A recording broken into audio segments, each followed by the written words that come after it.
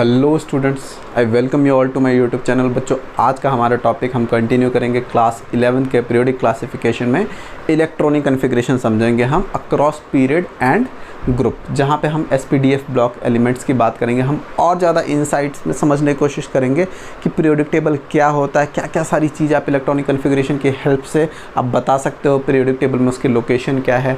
जब हम structure of atom बच्चों पढ़ रहे थे तो मैंने वहाँ पे आपको ये चीज़ बताई थी कि आप किस तरीके से इलेक्ट्रॉनिक कन्फिग्रेशन की हेल्प से काफ़ी सारी चीज़ें इन्फॉर्मेशन निकाल सकते हो किसी भी एलिमेंट के पीरियोडिक टेबल में, उसके लोकेशन के बारे में। तो चलिए बच्चों कंटिन्यू करते हैं एंड देखते हैं क्या क्या सारी चीज़ें हैं जो हमें इस टॉपिक में पढ़ना है। तो बच्चों, जब मैं इलेक्ट्रॉनिक कन्फिग्रेशन की बात करता हूँ तो ऑब्वियसली जो हमने अभी ऑफ प्रिंसिपल पढ़ा है नया, उसके अकॉर्डिंग हम करेंगे 1s2, 2s2, 2p3, 2p6, इस तरीके से हम उसको इलेक्ट्रॉनिक कन्फिग्रेशन करेंगे। और उस इलेक्ट्रॉनिक कन्फिग्रेशन में क्या क्या सारी चीज़ें आपको पता चल सकती हैं, वो सारी चीज़ें देखेंगे। तो ध्यान रखना बच्चों, हमें दो तरीके से पढ़ना है, पीरियड में एंड आपको ग्रुप में। ठीक है, सबसे पहले हम पीरियड वाला पढ़ते हैं, उसके बाद ग्रुप में देखने की कोशिश करेंगे कि इलेक्ट्रॉनिक कन्फिग्रेशन किस तरीके से होती है। लेकिन ये सारी चीज़ समझने से पहले हमें ये समझ में आना चाहिए जो मॉडर्न पीरियोडिक टेबल किस तरीके का दिखता है। आप इस वीडियो को देखने के लिए मेक श्योर इस टाइम पे आप पॉज करके कि you have periodic table in hand. आपके हाथ में पीरियोडिक टेबल होना चाहिए, आपके पास वो पेज एटलीस्ट खुला होना चाहिए जहाँ पे पूरा पीरियोडिक टेबल है। आपको बहुत ज़्यादा एनहांस होकर ये वीडियो समझ आएगा अगर आपके सामने पीरियोडिक टेबल पड़ा हुआ है। मैं कोशिश करूँगा इस वीडियो में जहाँ जहाँ पे बहुत ज़्यादा रिक्वायर्ड है आपको स्क्रीन पे पीरियोडिक टेबल में दिखेगा क्या चीज़ बताने की कोशिश कर रहा हूँ मैं। लेकिन मेक श्योर कि आपके पास पीरियोडिक टेबल है। अगर आपके हाथ में पीरियोडिक टेबल है तो बहुत ज़्यादा अच्छी तरीके से आपको चीज़ें समझ में आएंगी। ठीक है, अब सबसे पहले हम थोड़ा सा पीरियड एंड ग्रुप में ना जाने से पहले हम पीरियोडिक टेबल में किस तरीके से चीज़ें अरेंज्ड हैं उसको समझने की कोशिश करते हैं। एंड देन हम आते हैं कि अक्रॉस पीरियड अक्रॉस ग्रुप किस तरीके से डिसाइड होता है। अगर आप देखोगे बच्चों तो आपका पीरियोडिक टेबल कुछ इस तरीके का दिखता है। ठीक है, आपका पीरियोडिक टेबल कुछ इस तरीके का दिखता है। अब ये जो मैंने सेक्शन बनाया ना बच्चों, ये जो सेक्शन है आपका, ये एस ब्लॉक एलिमेंट कहलाता है। ये क्या कहलाता है? S block element. ठीक है, कैसे डिसाइड होता है कि ये एस ब्लॉक एलिमेंट है? बच्चों, लास्ट इलेक्ट्रॉन अगर एस सबशेल में गया इलेक्ट्रॉनिक कन्फिग्रेशन करते टाइम तो वो एस ब्लॉक एलिमेंट है। ठीक है, जैसे सपोज करो मैं सोडियम की बात करता हूँ। सोडियम का एटॉमिक नंबर 11 होता है, दैट मीन्स 11 इलेक्ट्रॉन है न्यूट्रल स्टेट में। करो इलेक्ट्रॉनिक कन्फिग्रेशन 1s2, और ये किसके अकॉर्डिंग कर रहा हूँ बच्चों मैं? Of principle. तो 1s2, 2s2, 2p6, 10 खत्म हो गया, इसके बाद 3s आता है, एक ही बचा है तो एक भरूंगा। लास्ट इलेक्ट्रॉन s में गया तो दैट मीन्स सोडियम पक्का यहाँ पे कहीं आता होगा पीरियोडिक टेबल में, और अगर आप देखोगे तो कहीं यहाँ पे आपको दिख जाएगा 3rd नंबर पे। ठीक है, तो दैट मीन्स ये लास्ट इलेक्ट्रॉन कहाँ पे जाता है उसके बेसिस पे मैं डिसाइड कर रहा हूँ कि वो कौन से ग्रुप का एलिमेंट है। तो यहाँ पे एस ब्लॉक एलिमेंट होता है, और एस ब्लॉक में आपको दो ग्रुप मिलेंगे, 1 और 2 वाले। देखो कुछ एलिमेंट्स होंगे जिसमें S1 होगा और किसी में S2 होगा, क्योंकि आपको पता कि एस सबशेल की कैपेसिटी कितनी होती है बच्चों? 2 इलेक्ट्रॉन की, हाँ या ना? तो कुछ इलेक्ट्रॉन होंगे जो S1 वाले होंगे, कुछ एलिमेंट होंगे जो S1 वाले होंगे, कुछ S2 वाले होंगे। जैसे मैग्नीशियम, इसके बाद अगर मैग्नीशियम की बात करूँगा तो वहाँ पे 12 इलेक्ट्रॉन होंगे तो 3s2 हो जाएगा। तो सारे 1 वाले फर्स्ट ग्रुप में आएंगे, 2 वाले सेकंड ग्रुप में आएंगे। तो सोडियम के जस्ट आगे मैग्नीशियम होगा जो 2 वाले ग्रुप में आएगा। ठीक है, इसके बाद आपका ग्रुप नंबर ये 3 से लेके बच्चों 12 तक, 3 से लेके कहाँ तक? 12 तक। कितने नंबर हो गए? 10 नंबर हो गए। ये होते हैं डी ब्लॉक एलिमेंट। ठीक है, ये होते हैं डी ब्लॉक एलिमेंट। उसके बाद 13 से लेके 18th ग्रुप तक बच्चों टोटल हमें पता है कि 18 ग्रुप होते हैं पीरियोडिक टेबल में। तो जो 13th से 18th होते हैं उसको बच्चों आप पी ब्लॉक एलिमेंट बोलते हो। बहुत सिंपल सी चीज़ है, 13 से 18 टोटल कितने नंबर हो गए? 13, 14, 15, 16, 17, 18, 6 नंबर हो गए। हमें पता है कि पी के अंदर 3 ऑर्बिटल होते हैं और सबकी कैपेसिटी कितनी होती है बच्चों? 2 इलेक्ट्रॉन की। इसी तरीके से एस में 2 क्यों है? क्योंकि इसमें एक ही डब्बा होता है और इसकी कैपेसिटी, हर ऑर्बिटल की कैपेसिटी 2 इलेक्ट्रॉन की होती है। तो 2, इसलिए यहाँ पे 2 ग्रुप बने, 6 ग्रुप इसके यहाँ पे बने। तो उस लॉजिक के हिसाब से डी के अंदर 5 डब्बे होते हैं तो 10 होने चाहिए। तो ऑब्वियसली 3 से लेके 12 काउंट करोगे तो आपको 10 ही मिलेंगे ग्रुप। तो टोटल इस तरीके से आप बोलते हो 18 ग्रुप है। उसके बाद क्या होता है बच्चों कि ये नीचे जो होते हैं ये एफ ब्लॉक एलिमेंट्स होते हैं, ठीक है। और इसमें अगर टोटल काउंट करोगे ना डब्बे कितने हैं, 1 2 3 4 इस तरीके से, तो आपको 14 मिलेंगे, क्योंकि एफ में 7 डब्बे होते हैं, 7 2 जा 14, तो 14 एलिमेंट होते हैं यहाँ पे, ऊपर भी और नीचे भी, ठीक है। ऊपर वाले को आप लेंथेनॉइड बोलते हो, लेंथेनॉइड्स, एंड नीचे वाले को एक्टिनॉइड्स बोलते हो। क्यों बोलते हैं उन सब चीज़ों पे आते हैं। तो सबसे पहले ये जो बेसिक चीज़ है, आई होप आपको समझ आई होगी कि ऐसा क्यों दिखता है। अब एक क्वेश्चन आ सकता है कि बीच में डी क्यों घुसा दिया, मतलब हम तो जनरली पढ़ते हैं कि S block, P block, D block, F block, इस ऑर्डर में क्यों नहीं है। देखो ध्यान से सुनना बच्चों, बहुत इंपॉर्टेंट चीज़ है। पीरियोडिक टेबल हाथ में रखो और जो मैं बताने की कोशिश कर रहा हूँ उसको समझने की कोशिश करो। अगर नहीं समझ आता मेक श्योर आप कमेंट सेक्शन में उसको हाईलाइट करो। हमें पता ऑफबाउ प्रिंसिपल के अकॉर्डिंग इलेक्ट्रॉन इस तरीके से भरा जाएगा, 4d 4f 5s 5p 5d 5f। मैंने बताया था g बनाने की जरूरत नहीं है, कोई एटम अभी नहीं, कोई एलिमेंट ऐसा डिस्कवर नहीं हुआ जहाँ पे g की रिक्वायरमेंट हो for timing. 6s 6p 6d 6f वाले भी कोई नहीं हुए तो उसको भी करके कोई फ़ायदा नहीं है, 7s 7p। अब देखो हाइड्रोजन आपने लगाना होगा तो 1s 1 होगा, हाइड्रोजन लगा दिया आपने। अब क्वेश्चन है कि हीलियम इतना दूर क्यों लगा के रखा हुआ है, ठीक है। तो सबसे पहली चीज़ उस पे आते हैं, तो मैं बोलता हूँ कि हाइड्रोजन के बाद मैं दूर नहीं रखूँगा, हीलियम साथ में ही रखूँगा, ठीक है। अब मेरे को पता है कि हाइड्रोजन का 1s 1 होता है बच्चों और हीलियम का 1s 2 होता है, ठीक है। अभी हीलियम को थोड़ा सा साइड में रखेंगे क्योंकि ये 1s 2 होता है, लेकिन हम इसको कहाँ पे, पी ब्लॉक एलिमेंट 17, तो ये सारी चीज़ें थोड़ी सी एक्सेप्शन है, इसको भी साइड में मान के चलना। अभी फ़िलहाल मैं इसको आपको समझाता हूँ कि पीरियोडिक टेबल वैसा क्यों दिखता है, बीच में डी को क्यों घुसा देते हैं। अब बच्चों मेरे को पता है कि एक ग्रुप के अंदर मैं सिमिलर इलेक्ट्रॉनिक कन्फिग्रेशन वाली चीज़ों को रखता हूँ, तो दैट मीन्स S1 जिसके अंदर भी होगा वो सारे इधर आएंगे, ठीक है। वैसे हाइड्रोजन भी अलग से रखा जाता है, ये हाइड्रोजन चैप्टर में पढ़ोगे, ठीक है। तो इन 2 एक्सेप्शन को हटा दूं मैं। तो अब ध्यान से सुनो, नेक्स्ट S1 वाला कौन सा आएगा जिसमें 2s1 आता हो बच्चों, है ना। तो हाइड्रोजन, हीलियम, लिथियम, लिथियम का इलेक्ट्रॉनिक कन्फिग्रेशन करूंगा तो वो क्या हो जाएगा, 1s2 2s1। तो दैट मीन्स इसके नीचे लिथियम आना चाहिए, उसके बाद 2s के बाद नीचे क्या आना चाहिए, 3s1 वाला आना चाहिए, 3s1 सोडियम होता है। तो इस तरीके से बच्चों भरा जाता है। अब होता क्या है कि जब आप 20 तक करते हो ना तो बड़ी आसानी से आप भर सकते हो, लेकिन जैसा 21वां एलिमेंट आता है ना, जैसे 21वां एलिमेंट स्कैंडियम आता है, तो ध्यान से सुनना, पीरियोडिक टेबल पहले आराम से ऐसा हो सकता था कि ये एस ब्लॉक है और ये पी ब्लॉक एलिमेंट है, ये एस ब्लॉक, ये पी ब्लॉक एलिमेंट, ठीक है। लेकिन इसको दूर करके बीच में डी भरने की क्या जरूरत पड़ी वो मैं समझाता हूँ आपको। अब ध्यान से सुन लो, एटॉमिक नंबर 20 तक कोई भी ऐसा इलेक्ट्रॉन नहीं होता जिसको डी ऑर्बिटल की ज़रूरत पड़ती है। आप कोई सा भी कर लो, इलेक्ट्रॉनिक कन्फिग्रेशन 1 से उठाओ और 20 तक चलते रहो, कोई भी ऐसा एलिमेंट मिल जाए जिसमें आपको एक इलेक्ट्रॉन भी डी में भरना पड़े। आपको पता है डी सबसे पहले कहाँ पे आएगा बच्चों, डी सबसे पहले आपको पता है आएगा 3 में, थर्ड शेल के अंदर, थर्ड शेल 3D सबसे पहले यहाँ पे आता है। तो आपको 20 से पहले कोई ऐसा एलिमेंट मिलेगा ही नहीं जहाँ पे डी की ज़रूरत पड़े, तो आप आराम से इस तरीके से बना सकते थे। लेकिन जैसे ही 21 आया, अभी 21 को कहाँ करें। अगर आपको याद हो बच्चों कि डोबर नियट्राइड्स कह रहा हूँ मैं, न्यूलैंड ऑक्टेव, उनकी लिमिटेशन क्या थी, कैल्शियम तक ही एप्लीकेबल था। और मैंने वहाँ पे आपको बताया भी था कि क्योंकि कैल्शियम के बाद क्या आता है, 21 स्कैंडियम आ गया। स्कैंडियम किसी से मैच तो कर नहीं रहा पी ब्लॉक एलिमेंट के, तो किससे मैच कराएंगे, तो उनको समझ नहीं आया तो वहीं पर छोड़ दिया। तो अगर आप सपोज़ करो कि आपने कैल्शियम तक भर लिया, अगर आप देखोगे कैल्शियम फर्स्ट और सेकंड में कैल्शियम कहीं यहाँ पे होगा, उसके बाद कैल्शियम के बाद जब स्कैंडियम आया और आपको पता है कि एस और पी ही तो होते हैं, इसको मैं मैच कहाँ पे करूँ, तो पी से तो किसी को मैच करना नहीं पड़ेगा, पी से तो मैच नहीं होने वाला ना स्कैंडियम, क्योंकि वो डी ब्लॉक एलिमेंट है। अब अगर मैं स्कैंडियम की बात करूँ एटॉमिक नंबर 21 की, तो ध्यान से सुनना, 21 की बात करूं तो वो पहला ऐसा एलिमेंट है जिसमें डी ऑर्बिटल के अंदर इलेक्ट्रॉन जाता है।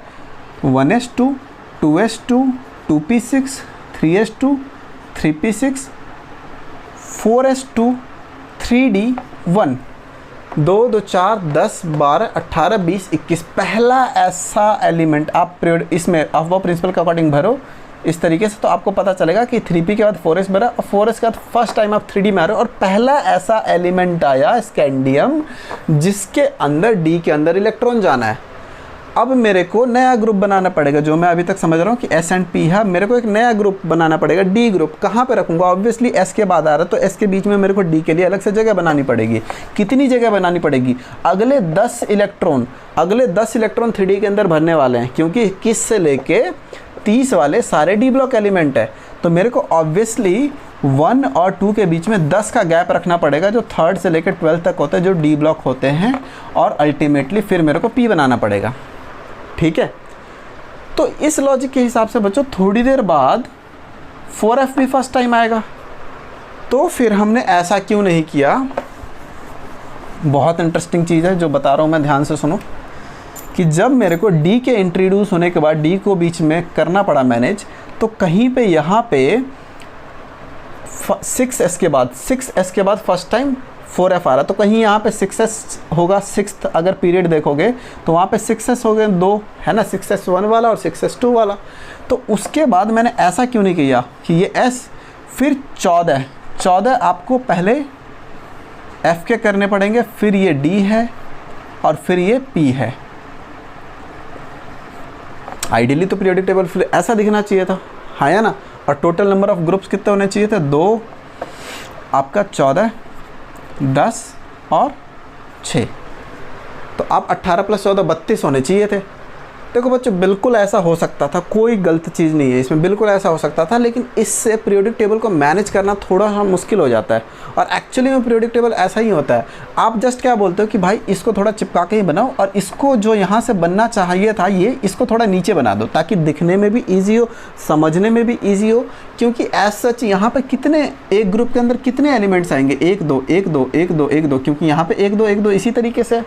तो आप 2 एलिमेंट के लिए पूरा एक ग्रुप बना के नहीं पढ़ना चाहते, और इन सब की प्रॉपर्टी सिमिलर सी होती है, अभी हम आगे पढ़ेंगे। तो इसको एक अलग ग्रुप में रख दो और उसके बाद पढ़ लो।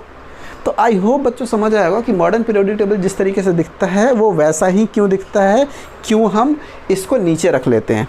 ठीक है, अगर आपको ये चीज़ समझ आई गई तो बहुत सारी चीज़ें आपकी डाउट क्लियर हो गई होंगी, बशर्ते कि आपके हाथ में अभी पीरियोडिक टेबल है। आप देखते रहोगे तो आपको ज़्यादा आसानी से समझ आएगी चीज़ें। अब बच्चों देखो, अगर मैं फर्स्ट पीरियड कैसे होते हैं? ऐसे मतलब ये जो पूरा अगर मान लो पीरियोडिक टेबल है, तो ये जो लाइन है 1 पीरियड, 1 लाइन 2 पीरियड, इस तरह ऐसे 7 पीरियड आप देखोगे। वहाँ पे आप कितने पीरियड देखोगे? 7 देखोगे, 1 2 3 4 5 6 7।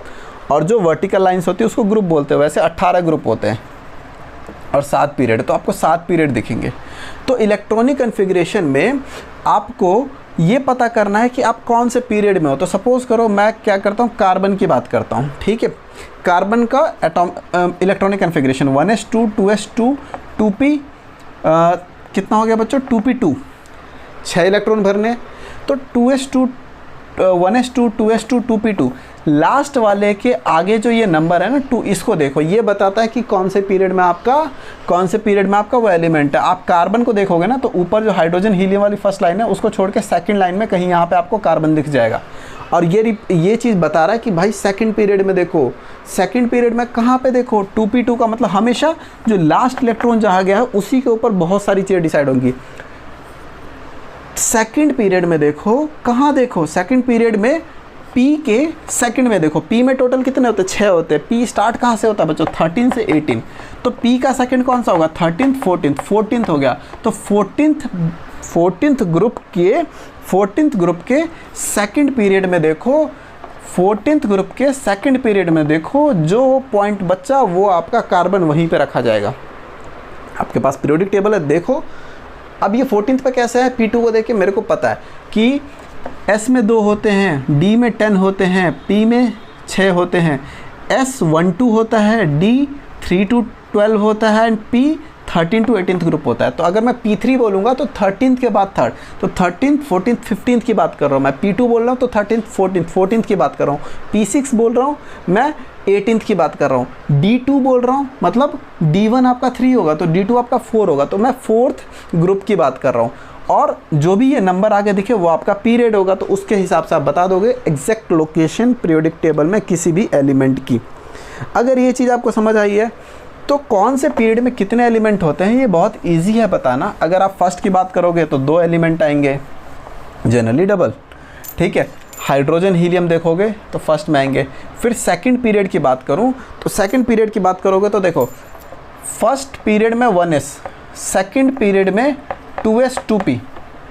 ये जो ऑर्बिट बता रहा है ना, ये आपका शेल बता रहा है, तो फर्स्ट शेल में खाली 1s होता है। तो 1s की कैपेसिटी जब 2 इलेक्ट्रॉन की है, दैट मीन्स 2 एलिमेंट आएंगे यहाँ पे, ठीक है। जितने भी इसकी कैपेसिटी होंगी उतने ऑर्बिटल, दैट मीन्स उसके डबल नंबर ऑफ, अगर ये एक ऑर्बिटल है तो डबल नंबर ऑफ एलिमेंट वहाँ पे आएंगे।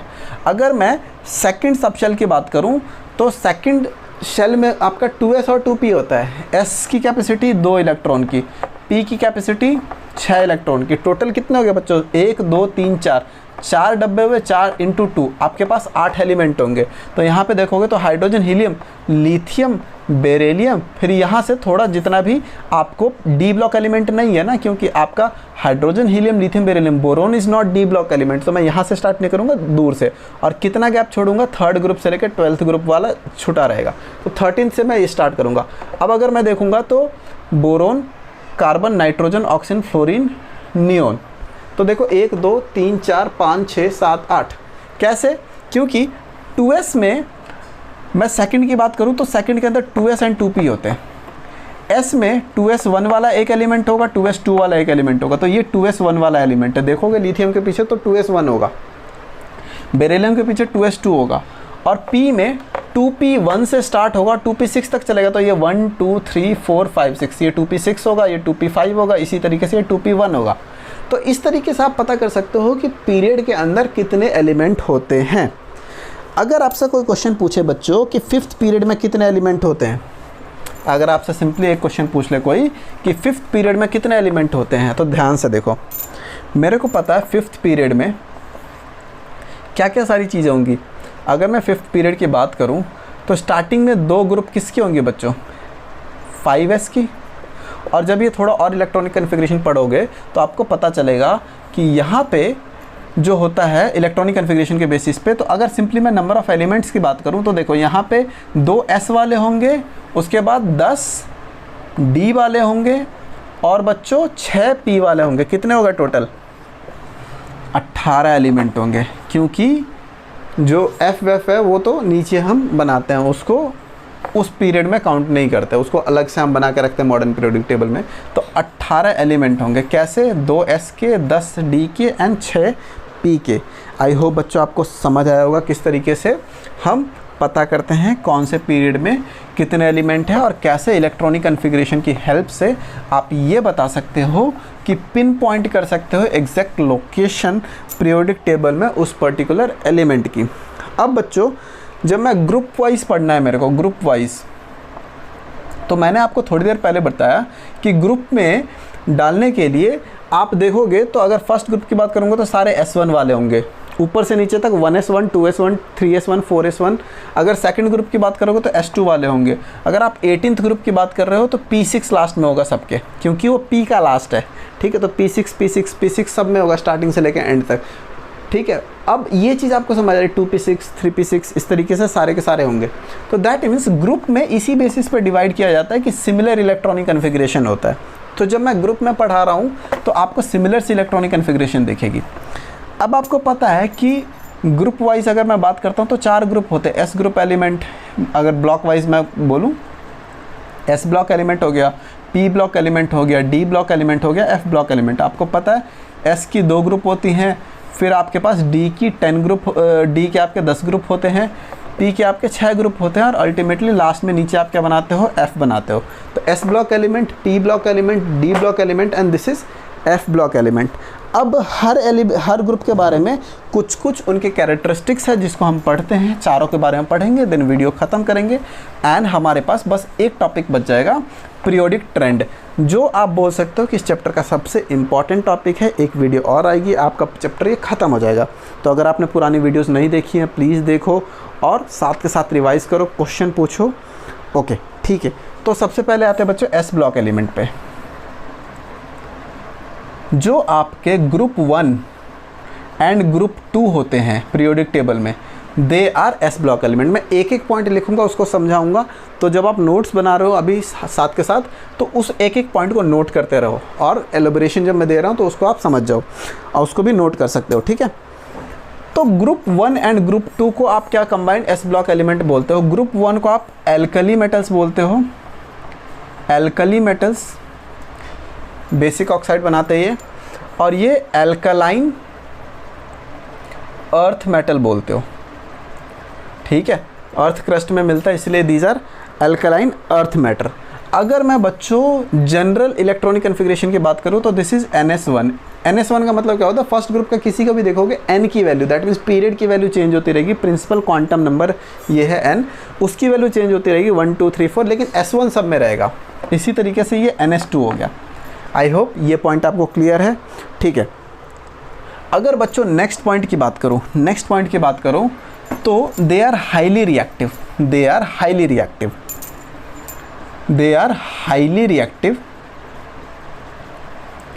क्योंकि आउटर मोस्ट ऑर्बिट में बच्चों या तो एक इलेक्ट्रॉन होता है या आउटर मोस्ट ऑर्बिट में इसके 2 इलेक्ट्रॉन होते हैं, तो बड़ी आसानी से ये इलेक्ट्रॉन लूज करते हैं। They are metals, they are metals, बड़ी आसानी से इलेक्ट्रॉन लूज करते हैं। जो बड़ी आसानी से इलेक्ट्रॉन लूज करेगा वो बहुत ज़्यादा हाईली रिएक्टिव होगा। इनकी बच्चों ionization enthalpy, ionization enthalpy, enthalpy is low, काफ़ी लो होती है। आयनाइजेशन एंथैल्पी का प्रॉपर एक्सप्लेनेशन नेक्स्ट वीडियो जब आएगा पीरियोडिक ट्रेंड, वहाँ पे मैं समझाऊंगा, लेकिन फिर भी अगर मैं ऊपर ऊपर से आपको समझाना चाहूँ, आयनाइजेशन एंथैल्पी क्या होती है, किसी भी न्यूट्रल एटम को आयन बना देने में जितनी एनर्जी लगती है। सिंपल सी चीज़ है, अगर सपोज करो मैं सोडियम की बात करूँ तो सोडियम के फर्स्ट ऑर्बिट में 2 इलेक्ट्रॉन हुआ, देन आपके पास 8 इलेक्ट्रॉन हुआ, और लास्ट ऑर्बिट में 1 इलेक्ट्रॉन है, ठीक है। तो मैं अगर बोलता हूँ कि यहाँ से 1 इलेक्ट्रॉन निकाल लूँ मैं, तो सोडियम जब न्यूट्रल था तो सोडियम का एटॉमिक नंबर 11 होता है, तो उसमें 11 इलेक्ट्रॉन है, 11 प्रोटॉन है, तो सोडियम न्यूट्रल है। जब आपने 1 इलेक्ट्रॉन निकाल लिया तो 10 इलेक्ट्रॉन और 11 प्रोटॉन बचे। 10 इलेक्ट्रॉन ने 10 प्रोटॉन को कैंसिल आउट कर दिया, आपको 1 प्लस चार्ज एक्स्ट्रा दिखेगा, तो वो सोडियम प्लस में कन्वर्ट हो जाएगा। तो दैट मीन्स सोडियम को सोडियम प्लस में कन्वर्ट करने के लिए 1 इलेक्ट्रॉन निकालना जरूरी है। अब इस 1 इलेक्ट्रॉन को निकालने के लिए कुछ तो एनर्जी देनी पड़ेगी ना, क्योंकि इस इलेक्ट्रॉन को तो ये न्यूक्लियस ने खींच के रखा अपने, वो घूम उसके चारों तरफ इसीलिए रहा है ना, क्योंकि वो इसके इन्फ्लुएंस में है। तो जितनी भी एनर्जी आपको देनी पड़ेगी इस इलेक्ट्रॉन को हटाने के लिए, वही सोडियम की आयनाइजेशन एंथैल्पी हो जाएगी। और सारी चीज़ें डिटेल हम जब पीरियोडिक ट्रेंड पढ़ेंगे तो उस टाइम समझेंगे। तो ध्यान रखना बच्चों, ये सारे मेटल्स होते हैं, first group second group. Metals easily lose करते हैं इलेक्ट्रॉन को, आपने ये अब छोटी क्लास में भी पढ़ा है, तो इनके आयनाइजेशन एंथैल्पी काफ़ी कम होगी, ठीक है बच्चों। अब अगर मैं आपसे पूछूं कि 2 एलिमेंट है, 2 एलिमेंट है, 2 एलिमेंट है, अगर मैं बोलूं कि एक ज़्यादा आसानी से इलेक्ट्रॉन लूज़ करता है, एक कम आसानी से इलेक्ट्रॉन लूज़ करता है, तो उसमें मेटेलिक ज़्यादा कौन होगा? तो आपका सिंपल सा आंसर होगा जो ज़्यादा आसानी से इलेक्ट्रॉन लूज़ कर रहा है। दैट मीन्स जो जितनी आसानी से इलेक्ट्रॉन लूज़ करता है तो वो ज़्यादा मेटेलिक होता है। अब मेरे को पता है बच्चों, जब मैं ऊपर से नीचे पीरियड में आऊँगा, जब मैं ग्रुप में, जब मैं किसी ग्रुप में ऊपर से नीचे आऊँगा तो मेरे को पता है पीरियोडिक, यहाँ पे प्रिंसिपल क्वांटम नंबर 1, जो आपका पीरियड नंबर है वो क्या बताता है? प्रिंसिपल क्वांटम नंबर को। तो जैसे जैसे बच्चों मैं नीचे आ रहा हूँ, मेरा क्या हो रहा है? प्रिंसिपल क्वांटम नंबर बढ़ता जा रहा है, और मेरे को पता है कि वो जो शेल है न्यूक्लियस से और ज़्यादा दूर है। न्यूक्लियस से अगर इसकी बनाऊँगा न्यूक्लियस तो ये ऐसे होगा, दूसरे के लिए दूर होगा, फिर तीसरे के लिए और दूर होगा। तो जो लास्ट इलेक्ट्रॉन है, अगर मैं फर्स्ट ग्रुप की बात करता हूँ तो 1s1, 2s1, 3s1, तो ये जो s1 का इलेक्ट्रॉन है वो और दूर जाता जा रहा है। तो जितना न्यूक्लियस से कोई चीज़ दूर है उसको निकालने के लिए उतनी कम एनर्जी देनी पड़ेगी। तो कम एनर्जी देनी पड़ेगी, तो जैसे जैसे मैं ऊपर से नीचे जाऊँगा आयनाइजेशन एंथैल्पी कम हो जाएगी। आयनाइजेशन एंथैल्पी कम हो जाएगी, दैट मीन्स इलेक्ट्रॉन निकालना आसान हो जाएगा। तो अगर इलेक्ट्रॉन निकालना आसान है तो नीचे वाले ज़्यादा मेटल होंगे, ज़्यादा मेटेलिक कैरेक्टर शो कर रहे होंगे, क्योंकि उनका इलेक्ट्रॉन आसानी से लूज़ हो जाता है। तो as we move down the group, आपका मेटालिक कैरेक्टर बढ़ता है। ये सारी चीज़ें हम बिल्कुल नेक्स्ट वीडियो में और ज़्यादा डिटेल में पढ़ेंगे, लेकिन आपको ये चीज़ समझ आ गई होगी, ठीक है। एक है बच्चों never found in pure state. जो आपका एस ब्लॉक एलिमेंट होता है वो कभी भी प्योर स्टेट में नहीं मिलता, बिकॉज एक इलेक्ट्रॉन या 2 इलेक्ट्रॉन बाहर है, वो बड़ी आसानी से किसी और चीज़ के साथ रिएक्ट कर जाता है, क्योंकि रिएक्टिव ज़्यादा होते हैं। तो प्योर स्टेट का मतलब होता है जो रिएक्ट ना करे वही प्योर स्टेट में रह सकता है। जो कम रिएक्ट, जो ज़्यादा रिएक्ट करेगा वो हमेशा किसी न किसी के साथ कंबाइंड फॉर्म में मिलेगा।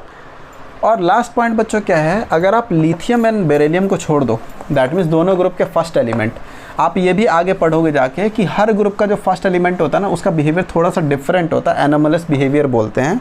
तो अगर आप लिथियम एंड बेरिलियम को छोड़ दो, other than lithium beryllium, all are of ionic character, सारे आयनिक कैरेक्टर शो करते हैं, आयनिक कंपाउंड बनाते हैं। जैसे सोडियम ने NaCl बना लिया तो दिस इज़ आयनिक कंपाउंड, लेकिन जो LiCl होता है ना this is more of covalent बच्चों।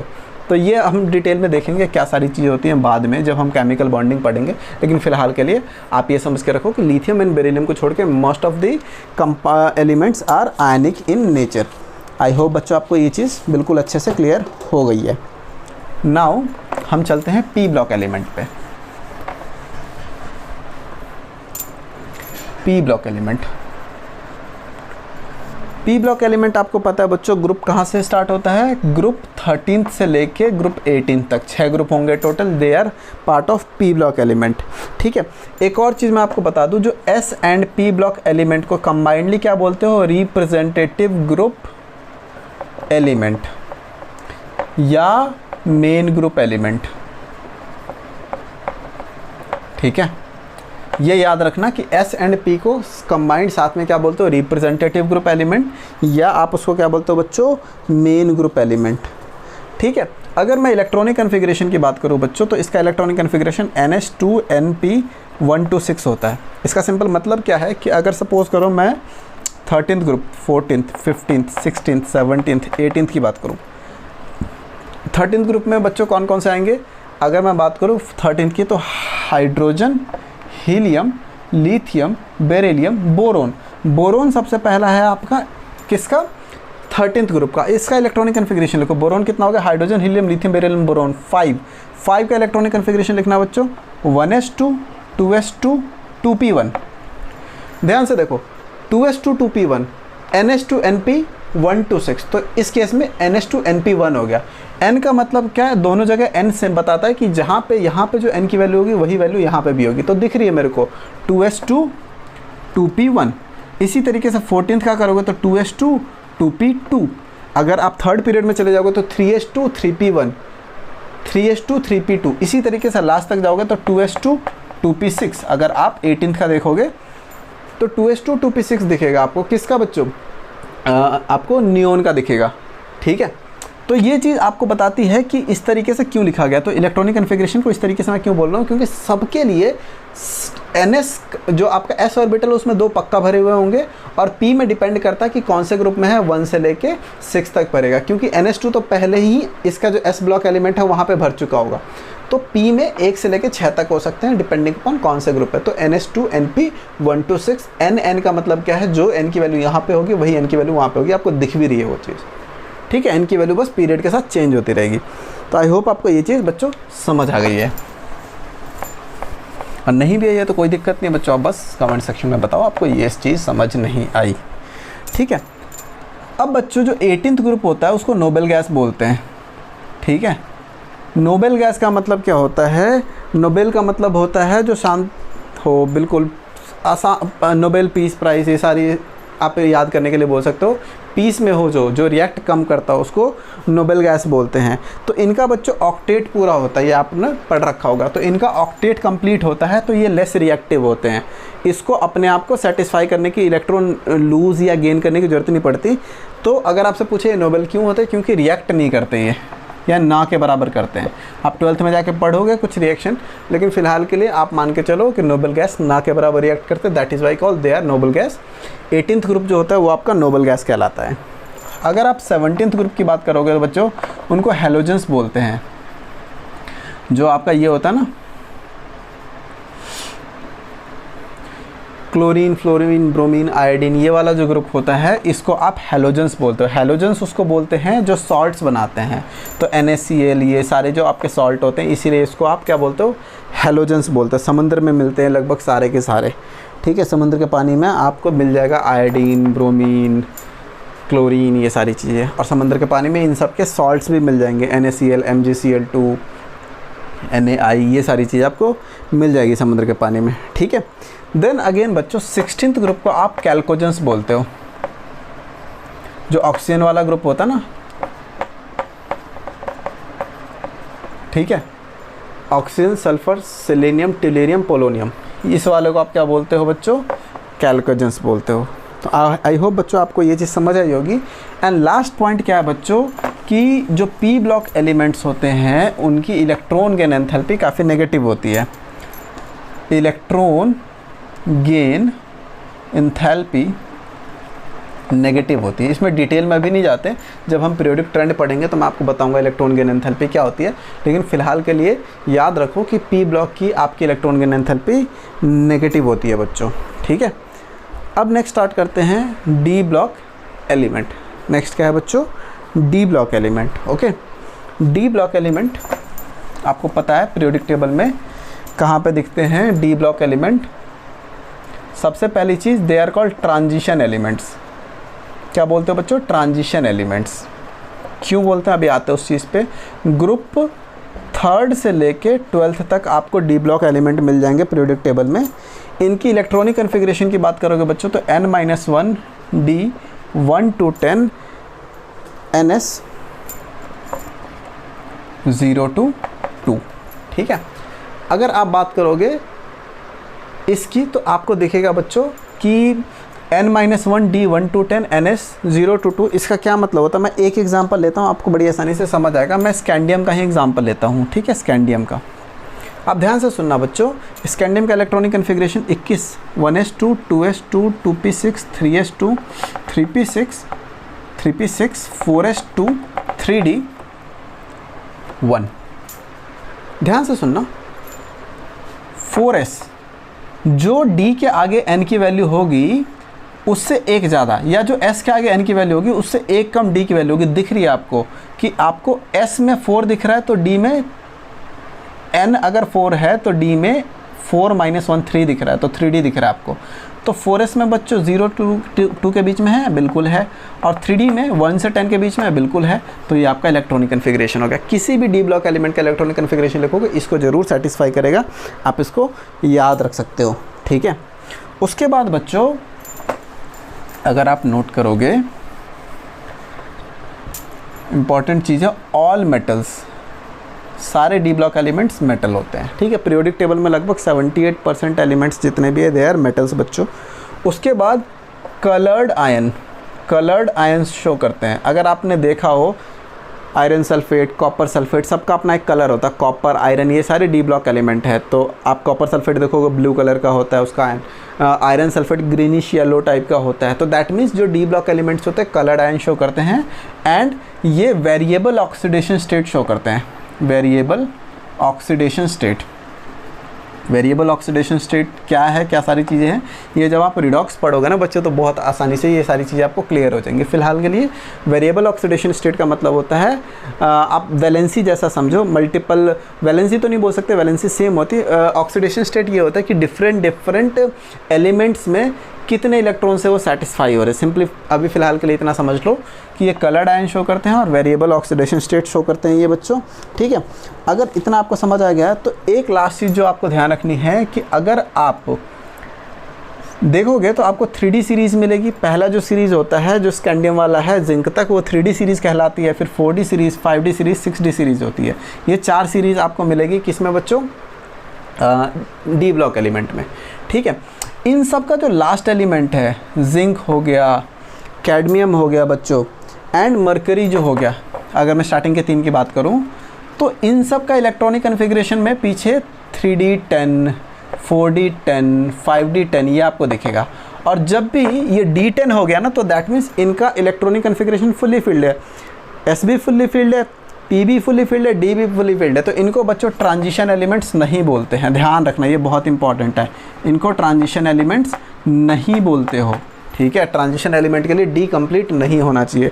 इनको ट्रांजिशन एलिमेंट्स, ये ट्रांजिशन एलिमेंट मतलब ट्रांजिशन एलिमेंट्स तो है लेकिन ट्रांजिशन, हाँ ये थोड़ा गलत स्टेटमेंट है कि ट्रांजिशन एलिमेंट्स नहीं है, बिल्कुल ट्रांजिशन एलिमेंट्स हैं, लेकिन ट्रांजिशन एलिमेंट्स की प्रॉपर्टी ये नहीं शो करेंगे, क्योंकि ट्रांजिशन एलिमेंट में जो वो उनकी प्रॉपर्टी होती है वो ज़्यादा विजिबल जब होती है जब डी उनका फुल्ली फिल्ड नहीं होता। यहाँ पे डी फुल्ली फिल्ड है तो ये थोड़ा ज़्यादा स्टेबल की तरह बिहेव करते हैं, ठीक है, तो वो चीज़ ध्यान रखना आप, ठीक है। जिंक से गैल्वेनाइजेशन भी आप इसीलिए करते हो, ठीक है, थोड़ा सा ये स्टेबल है, ओके। अगर ये चीज़ मेरे को समझ आ गई है तो बस मैंने स्टार्टिंग में आपको बोला था कि ट्रांजिशन एलिमेंट्स क्यों बोलते हैं इसको। ट्रांजिशन एलिमेंट बच्चों इसलिए बोलते हैं क्योंकि अगर आप डी ब्लॉक एलिमेंट्स की पोजीशन देखोगे पीरियोडिक टेबल में तो they come between S and P, इसके बीच में डी होता है, तो एस से पी के ट्रांजिशन में बीच में ये आते हैं, तो इसीलिए इसको ये ब्रिज की तरह काम करता है एस और पी के। जब हम एस की प्रॉपर्टी से, मेटालिक प्रॉपर्टी से, प्योर मेटालिक प्रॉपर्टी से जब मैं प्योर नॉन मेटालिक प्रॉपर्टी की साइड मूव कर रहा हूँ पीरियोडिक टेबल में, तो ये बीच में आता है, तो ये वो शो करता है कि किस तरीके से प्रॉपर पीरियोडिक जो आपका जो मेटालिक कैरेक्टर है वो किस तरीके से ट्रांजिट होता है प्रॉपर नॉन मेटालिक कैरेक्टर में, तो इसलिए इसको आप ट्रांजिशन एलिमेंट्स बोल देते हो, ठीक है बच्चों। लास्ट हम एफ ब्लॉक एलिमेंट्स की बात करते हैं। F block element, F block element को बच्चों हम इनर ट्रांजिशन एलिमेंट बोलते हैं, inner transition element. Because inner क्यों, क्योंकि आप जो एफ ब्लॉक एलिमेंट कहाँ से आएगा, जहाँ पे फर्स्ट टाइम 4f और 5f आएगा ना, तो 4f कहाँ पे आता है, 6s के बाद आ जाता है ना। अगर आप अफबाउ प्रिंसिपल देखोगे तो अफबाउ के अकॉर्डिंग जो इलेक्ट्रॉनिक कन्फिग्रेशन है वो देखोगे तो 6s के बाद आपका 4f आ जाता है। तो सिंपल सी चीज़ है, डी के बीच में ही कहीं आपका क्या स्टार्ट हो जाता है, एफ ब्लॉक एलिमेंट। तो ट्रांजिशन के अंदर जो स्टार्ट होता है उसको इनर ट्रांजिशन बोलते हैं, तो इस तरीके से इसका नाम आ गया। याद रखना एक डी ब्लॉक एलिमेंट है लेंथेनम, लेंथेनम के बाद आपका जो अगले 14 एलिमेंट होते हैं वो आपके 4f सीरीज़ में जाते हैं, जिसके लिए इसका नाम लेंथेनॉइड्स होता है, ठीक है। तो 4f सीरीज़ को लेंथेनॉइड्स बोलते हैं। दैट मीन्स पीरियोडिक टेबल में जो नीचे जो 2 लाइन दिख रही है उसमें ऊपर वाला आपका लेंथेनॉइड्स होता है। और एक एलिमेंट होता है एक्टीनियम, एक्टीनियम के बाद जो अगले 14 एलिमेंट हैं, लेंथेनम के बाद जो अगले 14 एलिमेंट है उसका एटॉमिक नंबर 58 to 71 होता है बच्चों। और एक्टीनियम के बाद जो होता है दे आर 90 to 103, ठीक है। तो ये 14 एलिमेंट्स आपके एक्टीनियम कहलाएंगे, ये 5f सीरीज़ के पार्ट होंगे और इसको एक्टिनॉइड्स बोलते हैं। इसको बच्चों क्या बोलते हैं, एक्टिनॉइड्स बोलते हैं। तो आई होप आपको ये चीज़ समझ आई होगी। ऑन सिमिलर लाइंस अगर आप इसका जनरल इलेक्ट्रॉनिक कन्फिग्रेशन देखोगे तो आपको किसी भी एफ ब्लॉक एलिमेंट का इलेक्ट्रॉनिक कन्फिग्रेशन करके देखोगे तो आपको दिखेगा कि the general electronic configuration is NS2F1 to 14, ठीक है, 1 to 14, N-1 D that will be 0 to 1। आप किसी एक का भी देख लेना बच्चों एफ ब्लॉक एलिमेंट में, आपको ये चीज़ सेटिस्फाई होता हुआ दिखेगा। एंड NS2 दैट मीन्स जो n की s के आगे n की वैल्यू होगी उससे 1 कम d की होगी और उससे 2 कम f की होगी। दैट मीन्स अगर ये 5s है तो ये 4d होगा और ये हाँ अगर ये आपका 6s है तो ये आपका 5d होगा और ये 4f होगा। मैं 3f पे पहुंच गया था, 3f होता नहीं है कुछ इसीलिए। तो ये 5 है तो ये 4 होगा, फिर दोबारा मैं वही गलती कर रहा हूँ, ये अगर 6 है ये 5 है तो ये 4 होगा, तो ये 4f सीरीज़ में जाएगा और this will be part of lanthanoid series, ठीक है। अगेन बच्चों सारे F block elements are metal, all are metals. सारे एफ ब्लॉक एलिमेंट्स क्या होता है, पूरा D and F block element metals होता है, ठीक है। उसके अलावा बच्चों एक्टिनॉइड जो सीरीज़ होते हैं ना, एक्टिनॉइड्स जो नीचे वाला होता है उसमें जो सम एलिमेंट्स या most of the elements are radioactive. Radioactive क्या होता है बच्चों, जिसका न्यूक्लियस अनस्टेबल होता है और जिससे alpha beta gamma radiation emit होती है। अगर और अच्छे से आपको समझना है क्या होता है तो एक बहुत अच्छी टीवी सीरीज़ है बच्चों चेरनोबिल।